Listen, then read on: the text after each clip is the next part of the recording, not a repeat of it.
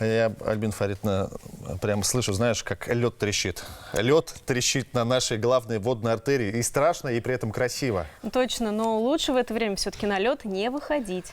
И обязательно найдутся те, кто делают то, что любят. Вот с этим не поспоришься. Да. Включаемся в Центр управления республикой. С нами на связи сегодня Елена Прочаковская, руководитель ЦУРа. Здрасте, Елена. У вас там шикарные виды, я смотрю. Доброе утро.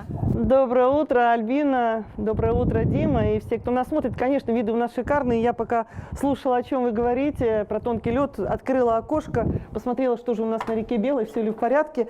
И тут же мне вспомнились строчки. По Белой, басистый и гордый, смешной пароходик чадит. В лаптях, в тюбетейке потертой, на палубе мальчик сидит. Куда он с тряпичной котомкой, к чему направляет свой путь? Дима, Альбина, дальше. Лишь берега дымная кромка. Да, белый молочный путь. Отлично. Значит, и вы, Мустая Карима, так же, как и я, любите и читаете, и цитируете. Это здорово и отлично. Ну и заговорили про тонкий лед, заговорили про белую уже. И к нам присоединяется Фарид Рифович Гумеров. Прямо сейчас в прямом эфире председатель Госкомитета по чрезвычайным ситуациям Республики Башкортостан. Доброе утро. Здравствуйте всем. Доброе утро, Фарид Рифович. А вы рыбак? Я вырос в селе недалеко от реки Белой, поэтому был я обречен с детства любить рыбалку. Ну вот так, обречен и любить. Фарид Рифович, ну все-таки самый главный вопрос-то из моих уст от всей республики. Когда же все-таки ожидаем начала паводка? Вскрытие рек ожидается в этом году позже, чем среднемноголетние значения. Я остановлюсь только на примере реки Белой. Если в прошлом году вскрытие произошло 5 апреля, в этом году будет 7 апреля. Фарид Рифович, ну вот по прогнозам погоды сейчас у нас немного теплее, на 2, 3, 4 градуса, нежели среднеклиматическая норма. Это скажется же на паводках? Действительно, Башгидрометцентр прогнозирует, что в этом году, первая декада апреля, будет выше температура на 2-4 градуса. Кроме того, будут накладываться еще и интенсивные осадки. Эти два фактора приведут к росту подтоплений. Так, давайте поговорим о том, как мы наблюдаем за паводковой ситуацией или противопаводковой ситуацией. Что у нас сейчас на экране? Я напомню, что мы сейчас в прямом эфире, и это один из дашбордов Центра управления Республики Башкортостан. Фарид Рифович, прокомментируйте. На дашборде мы видим карту с указанием мест дислокации гидропостов.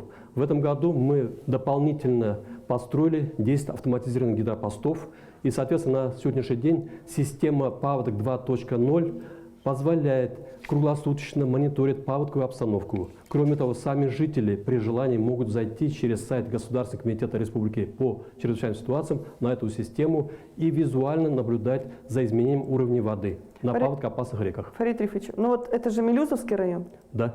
А давайте сейчас провалимся. Это Мелюзовский район, деревня какая здесь у нас? Там есть у вас гидропост. Нижнее Аташево. И, соответственно, мы видим, что здесь... Это же режим реального времени сейчас. В режиме реального времени через каждый час у нас картинка обновляется. Мы видим, что пока у нас роста нет, уровень воды стоит на нулевом уровне. А вот непонятно, это снег, лед или вода? Это вода. У нас здесь не замерзает вода. И, соответственно, мы будем наблюдать здесь просто подъем уровня воды.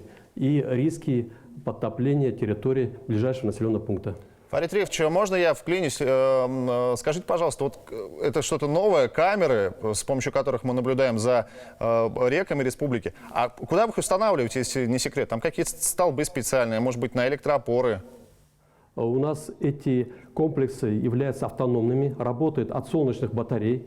И, кроме того, они антивандального исполнения. Специальная штанга устанавливается, датчик, который определяет изменение уровня воды. И с помощью этих гидропостов мы можем даже мониторить, прогнозировать и моделировать зону подтопления прилегающих территорий. То есть мы можем работать на опережение? Так точно. И смысл этой системы в том, чтобы мы заранее предупредили население о ледовой угрозе. Кроме того, эта система интегрирована, система оповещения. Если у нас критическое значение подъема уровня воды, включается система оповещения прилегающего населенного пункта. Так, Фарид Рифович, еще давайте провалимся куда-либо здесь на карте.